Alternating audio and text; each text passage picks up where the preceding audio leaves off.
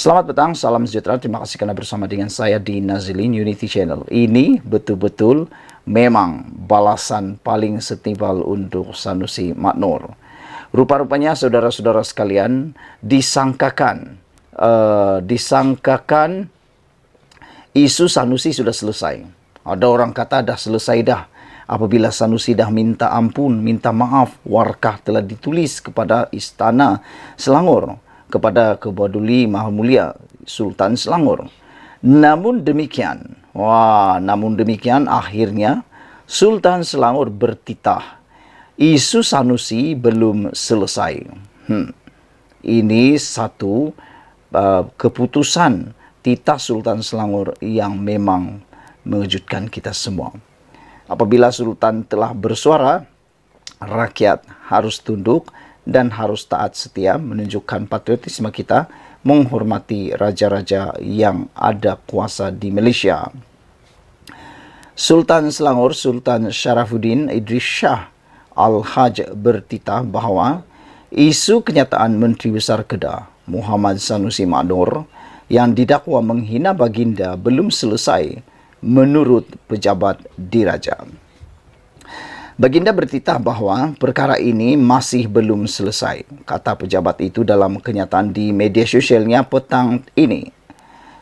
Kenyataan itu juga mendedahkan Pesuruhjaya PAS Selangor Ahmad Yunus Hairi dan Ketua Polis Selangor Husin Omar Han menghadap baginda di Istana Bukit Kayangan Shah Alam.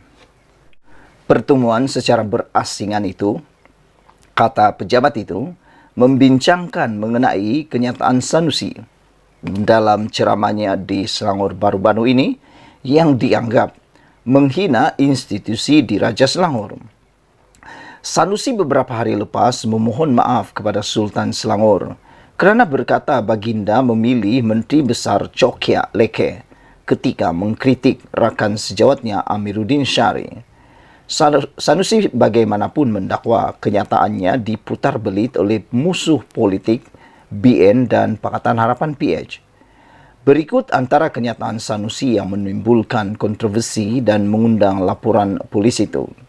Bukan koman-koman Leke, Sultan setara itu hang pabayang dan tengok Menteri Besar merujuk dirinya. Sultan hebat macam itu tak akan pilih Menteri Besar Chokia macam Amiruddin. Inci pun tak berapa cukup, kata Sanusi lagi.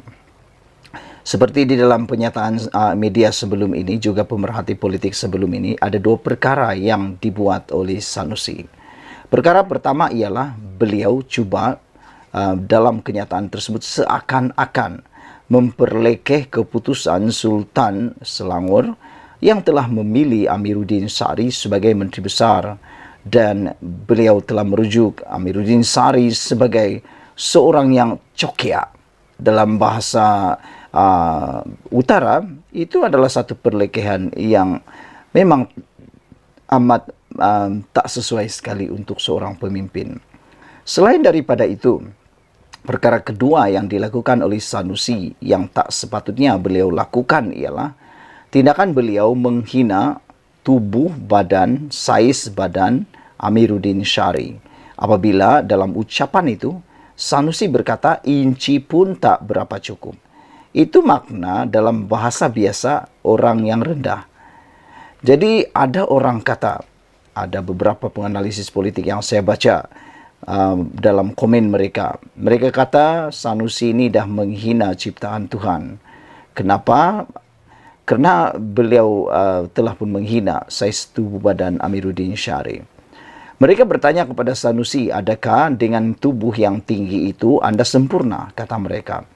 Adakah dengan tubuh yang tinggi itu anda terbukti hebat? Kata mereka. Dengan tindakan itu menimbulkan kemarahan para penyokong Pakatan Harapan. Dan mereka juga memohon supaya Sanusi segera memohon maaf. Selepas beberapa hari, barulah Sanusi memohon maaf atas perlekehan ataupun terhadap kenyataan beliau itu, dan beliau menuduh PH dan BN memutar belit ucapan beliau. Namun demikian anda boleh menilai sendiri apa yang diucapkan oleh Sanusi Maknur. Apakah itu ialah putar belit ataupun kata-kata Sanusi itu direct to the point? Kalau saya ketika saya melihat rekaman ucapan itu, pada pendapat saya memang tiada yang diputar belit. Jelas dia kata bukan koman-koman leke. Sultan setara itu hangpa bayang dan tengok menteri besar merujuk dirinya. Sultan hebat macam itu tak akan pilih Menteri Besar Cokia macam Amiruddin, kata beliau. Inci pun tak berapa cukup. Saudara-saudara sekalian, pepatah Melayu kata, terlajak perahu boleh diundur, terlajak kata tak boleh diundur. Sekian dulu untuk kali ini. Jangan lupa tinggalkan komen Anda tentang isu kali ini. Isu Sanusi belum selesai, itu keputusan titah Sultan Selangor. Jadi, apa pendapat Anda? Kita jumpa lagi, Malaysia kita punya, kita juga sama-sama cintai Malaysiaku. Bye-bye. Selamat petang, salam sejahtera. Terima kasih karena bersama dengan saya di Nazilin Unity Channel. Akhirnya Sanusi kena balasan, kena hukum karma, kata para penganalisis politik, pemerhati politik, dan juga semua yang tak setuju dengan tindakan Sanusi baru-baru ini yang dilihat didakwa menghina Sultan Selangor. Esok disahkan Sanusi akan didakwa di Mahkamah Session Selayang, Kuala Lumpur. Menteri Besar Kedah, Datuk Seri Muhammad Sanusi Maknur, dijangka akan didakwa di dua Mahkamah Session Selayang esok. Muhammad Sanusi yang juga pengarah pilihan raya PN dipercayai akan didakwa berhubung kenyataan mempertikaikan kewibawaan institusi Kesultanan Selangor dalam pemilihan menteri besarnya. Menerusi semakan sistem dalam talian mahkamah, terdapat nama Muhammad Sanusi Maknur yang akan didakwa di dua mahkamah session berbeza di hadapan Hakim Nur Rajia Mat Zin dan Osman Effendi Muhammad Saleh. Pendakwaan terhadap Sanusi ditetapkan untuk didengar pada jam 9 pagi. Dalam ucapannya yang tular, pemimpin PAS itu dikatakan menyentuh mengenai perkenaan Sultan Selangor berkaitan pelantikan Menteri Besar Selangor iaitu Amiruddin Syari. Susulan itu, pelbagai pihak membuat laporan polis termasuk yang menyifatkan menghina institusi beraja di Selangor.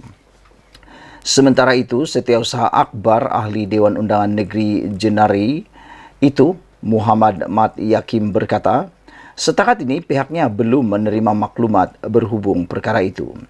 Sebelum ini, Polis Diraja Malaysia PDRM membuka kertas siasatan terhadap Muhammad Sanusi berhubung kenyataannya yang didakwa menyentuh isu 3R, agama, kaum, dan raja dalam ceramah politiknya baru-baru ini.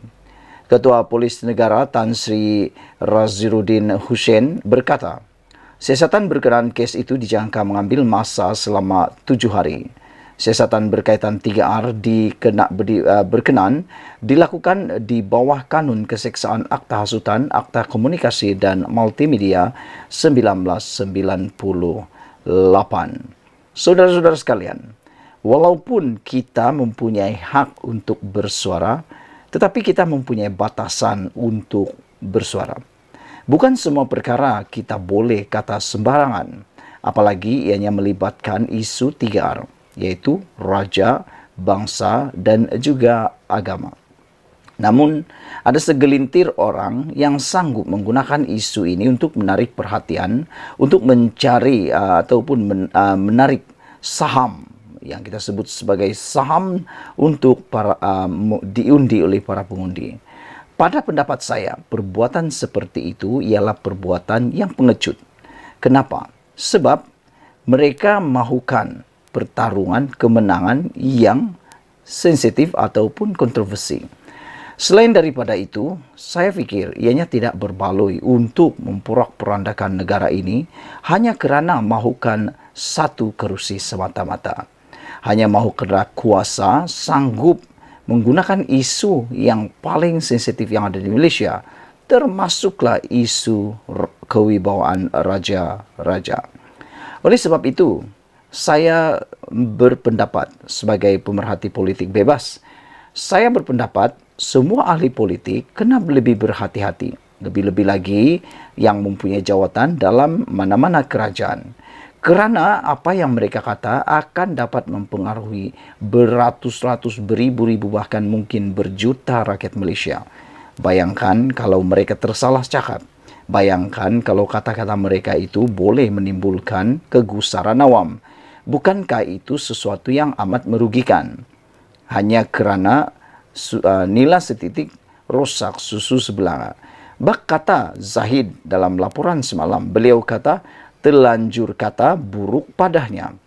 Itu sebabnya netizen memberikan kata-kata yang agak pedas untuk Sanusi. Mereka kata padan muka Sanusi kerana sanggup ataupun didakwa menghina Sultan Selangor, dan kali ini akan bakal didakwa di 2 mahkamah session yang ada di Selayang esok.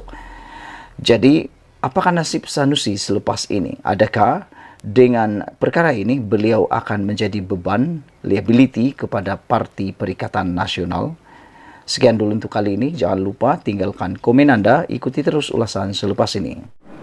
Selamat datang, salam sejahtera. Terima kasih kerana bersama dengan saya di Nazlin Unity Channel. Tolong share video ini supaya semua penyokong-penyokong Perikatan Nasional menangis darah yang tak mampu tidur malam ini. Begitu juga dengan penyokong Pakatan Harapan akan gembira, Pakatan Kerajaan Perpaduan akan gembira dan tidur nyenyak pula. Ini adalah surat daripada Malaysia Kini yang saya bacakan untuk Anda semua. Bukan mudah buat Perikatan Nasional tawan Selangor. Pilihan raya 6 negeri bakal diadakan tidak lama lagi, semakin menjadi bualan. Macam-macam andaian dan spekulasi dibuat.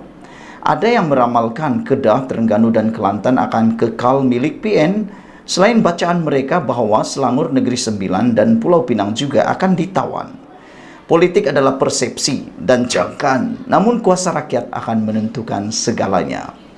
Kebijaksanaan parti-parti yang bertanding dalam memenangi hati rakyat akan menentukan siapa pilihan rakyat dan umpan siapa yang akan mengena.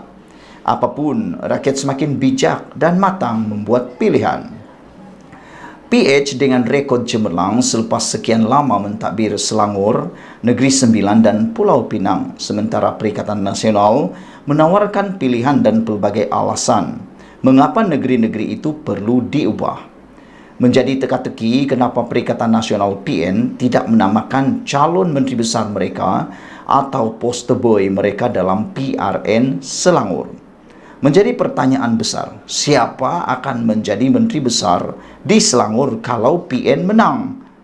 Kenapa itu penting? Kerana itu menentukan hala tuju negeri tersebut. Kalau meletakkan calon menteri besar pun tiada, anda dah dapat agak ke mana arah tuju negeri tersebut. Kabarnya, sudah ada calon Menteri Besar Selangor jika gabungan itu berjaya menawan Selangor. Bukan bekas Panglima UMNO seperti Sahidan Kasim atau Noh Omar. Tetapi sandaran mereka adalah bekas Menteri Besar Azmin Ali yang juga bekas timbalan Presiden PKR yang telah mengkhianati PH. Masalahnya sekarang ialah, persoalan besar ialah, sejauh mana Azmin Ali boleh menang dalam PRN ini? Kerana dalam PRU yang lalu di Gombak, Azmin Ali pun kalah teruk oleh Amiruddin Sari. Kenapa? Sebab dia dihukum atas perbuatan khianat, perbuatan beliau menghina mandat rakyat dalam PRU, pilihan raya sebelumnya, yang telah pun meninggalkan parti yang mereka sayangi itu. Dia menang atas tiket PKR, tapi meninggalkan PKR dan menyebabkan Pakatan Harapan tumbang pada waktu itu. Jadi ada harapan Azmin akan dihukum lagi dalam PRN kali ini. Kalau dia dihukum lagi dan kalah lagi PRN, siapakah Menteri Besar Selangor yang akan diketengahkan di Selangor? Itu persoalannya. Namun kononnya calon Menteri Besar PN dirahsiakan, seolah-olah memperlihatkan PN sedang menghadapi masalah tertentu. Ada yang kaya mungkin dengan sekutunya, atau juga takut-takut isu-isu lampau akan menggagalkan usaha mereka. Ada juga penganalisis politik mengatakan mereka tak mahu meletakkan Azmin Ali sebagai poster boy ataupun pilihan menjadi Menteri Besar Selangor kerana mereka takut akan ditimbulkan semula isu panas Azmin Ali berkaitan dengan skandal yang panas. Anda tahu skandal apa itu?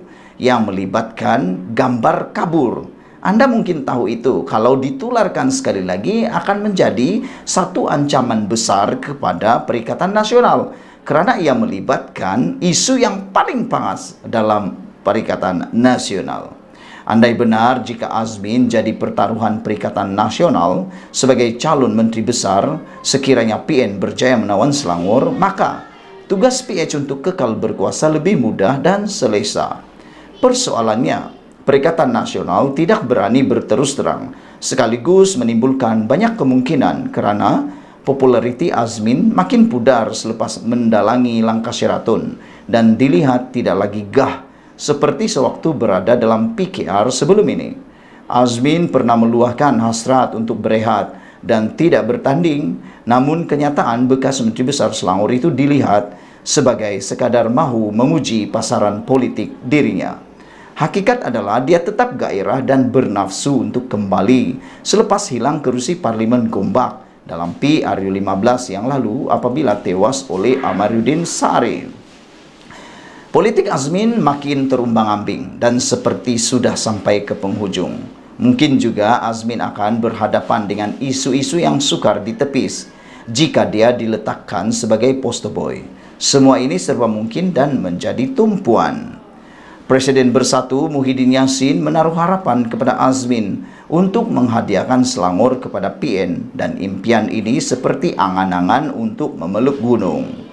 Berdasarkan kecemerlangan Amiruddin memacu Selangor, keyakinan PHBN untuk mencatat kemenangan 56 untuk 50 berbelas 6 untuk kursi DUN Selangor amat cerah.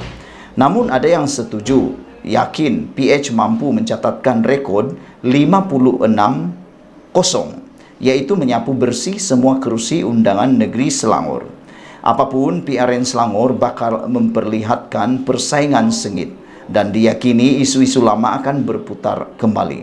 Jika ya Azmin sebagai calon Menteri Besar, lombokan isu lampau akan kembali menghiasi malam ceramah PRN Selangor kali ini. Selangor adalah benteng utama PH dan PN tidak sabar lagi untuk menguasai negeri terkaya itu sebagai persiapan dan persediaan untuk berhadapan dengan PRU 16 nanti. Walau apapun percaturannya, Selangor bukan mudah untuk ditawan PN.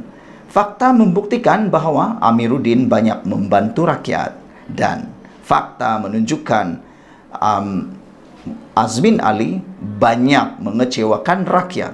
Apa yang dia buat betul-betul mengecewakan rakyat. Dianggap sebagai seorang yang paling pengkhianat dalam Selangor. Ditulis oleh Dahlan Mamor, adalah pemerhati politik yang juga bekas setiausaha politik Menteri Pengangkutan Malaysia.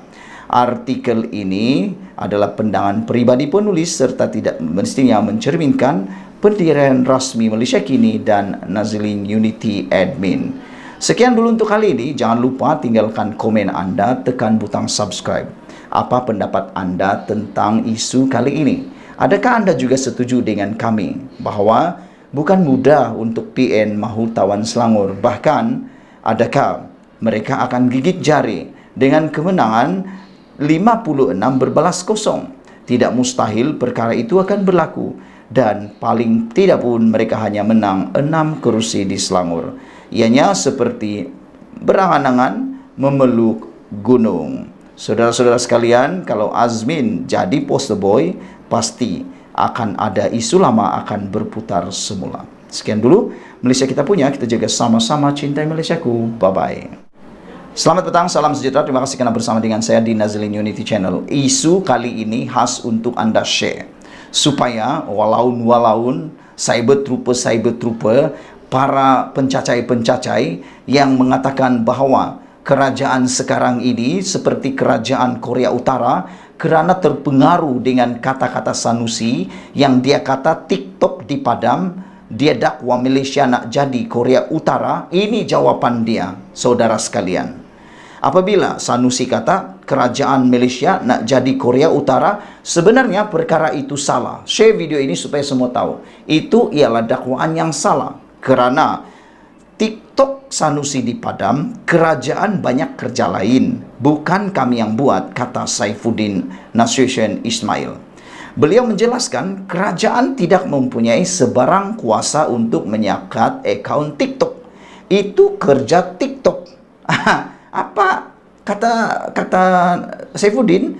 Banyak lagi kerja kerajaan lain selain daripada menyekat TikTok Sanusi. Dan kalau kita ini semua TikToker, saya TikToker. Anda boleh cari TikTok saya dalam Nazilin Unity di TikTok. Dalam TikTok itu ada dia punya term and condition. Dia ada peraturannya.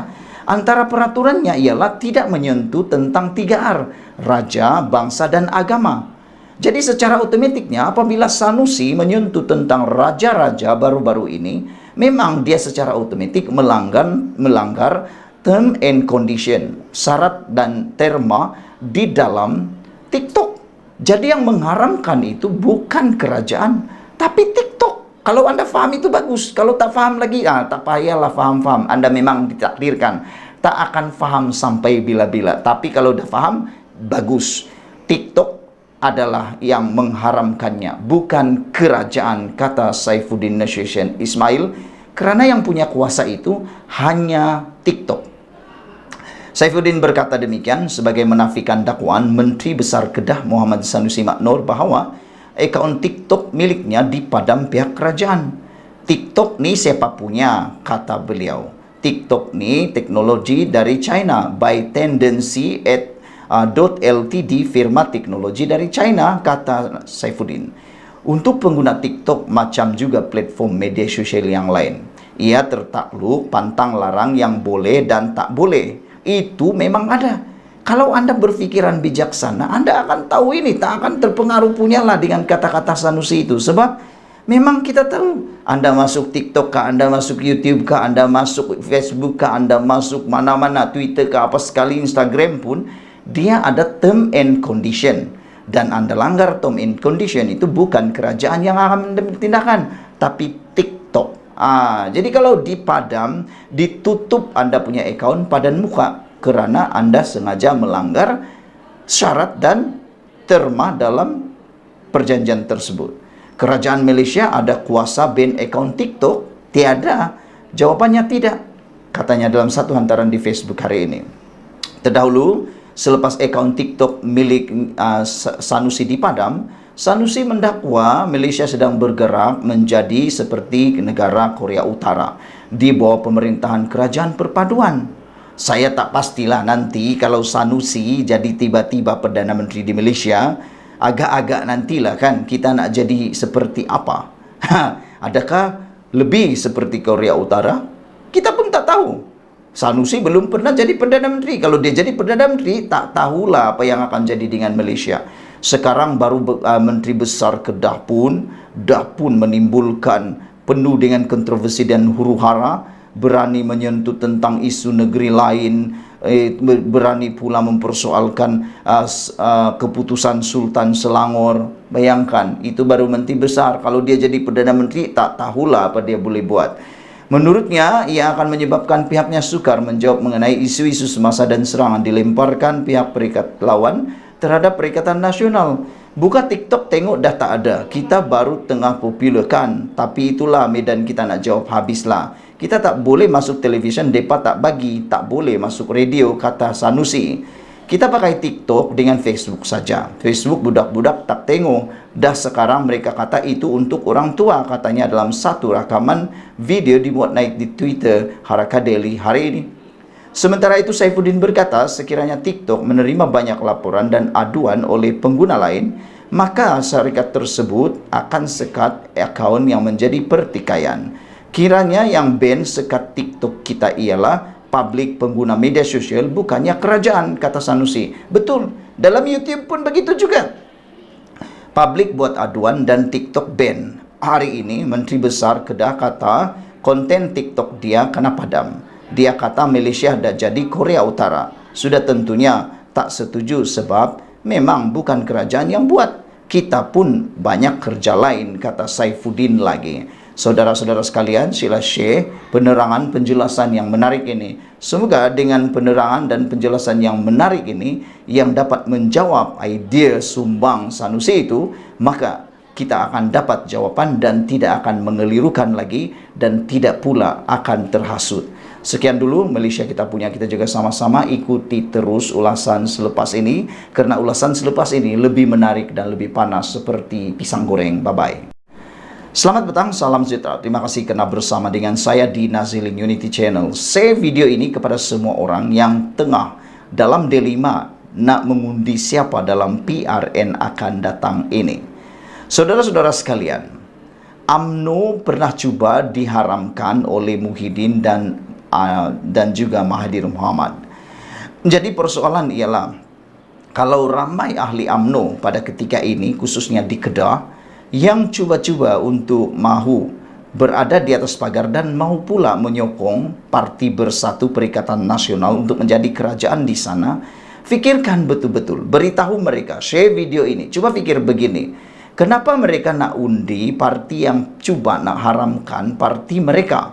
Dan kenyataannya ialah ketika Muhyiddin dan juga Mahathir mahu merancang nak mengharamkan UMNO ini, ialah ketika Bersatu menjadi kerajaan Pakatan Harapan.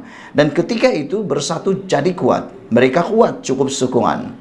Ketika itulah mereka merancang mahu mengharamkan UMNO. Ini adalah pendedahan Anwar Ibrahim sendiri, dipetik daripada BH Online. Anwar kata, dan saya pun kata, saya setuju dengan Anwar Ibrahim. Anwar Ibrahim kata, ketika mereka perlu UMNO, mereka sokong. Tapi ketika mereka tak perlu UMNO, tak pula diharamkan. Dan terbukti ketika Muhyiddin dalam bulan November dahulu perebutan kuasa berlaku, Muhyiddin terhege-hege nak minta bantuan, nak minta sokongan daripada UMNO dan Barisan Nasional. Lihatlah betapa mereka mementingkan diri sendiri. Ketika mereka nak sokongan UMNO, mereka mahu pula menyelamatkan UMNO. Saya tak tahulah, kata Anwar Ibrahim, apa sebab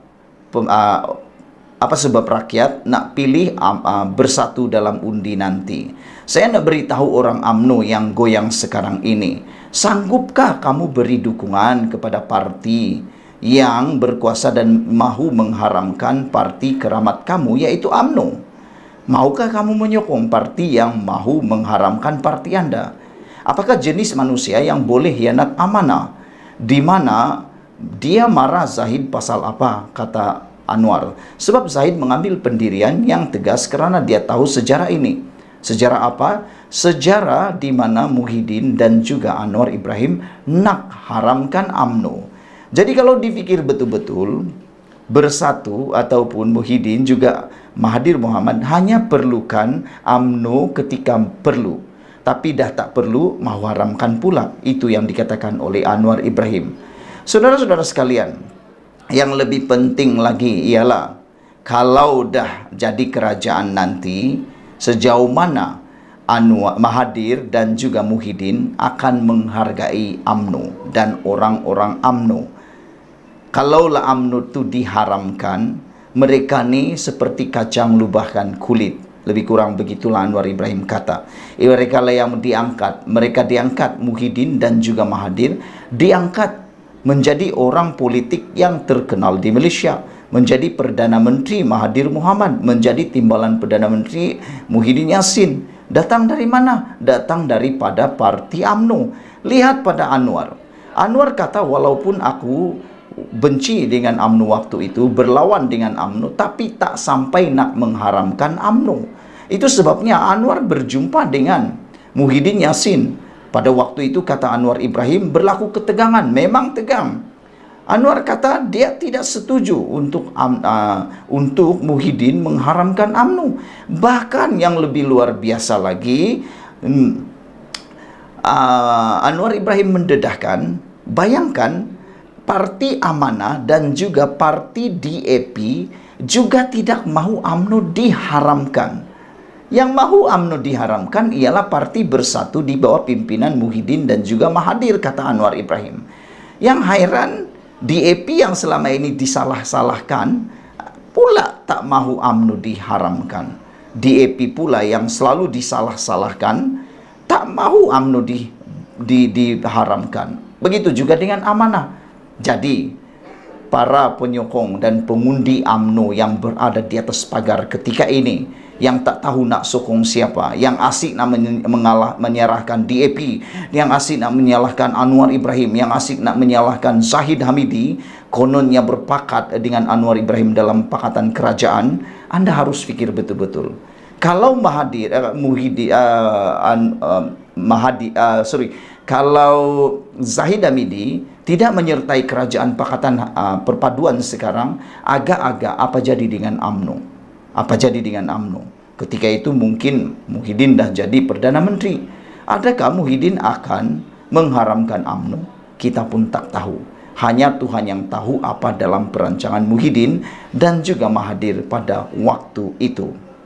Saudara-saudara sekalian, kata Anwar Ibrahim, saya bukan ahli UMNO, tapi saya tak boleh faham apa politik sampai begini. Beza pendapat dengan Dr. Zahid Hamidi tidak mengapa, kata Anwar Ibrahim.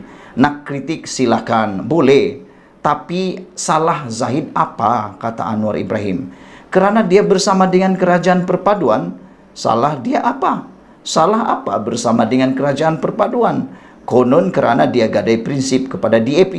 DAP tak pernah mahu UMNO nak diharamkan, tapi Bersatu bersama Muhyiddin dan juga Mahathir Mohamad pernah merancang nak haramkan UMNO. Itu pengakuan dan pendedahan Anwar Ibrahim. Sehingga Anwar Ibrahim kata dia sendiri pergi ke rumah Muhyiddin untuk menghalang supaya Muhyiddin menghalang Muhyiddin mengharamkan UMNO pada ketika itu.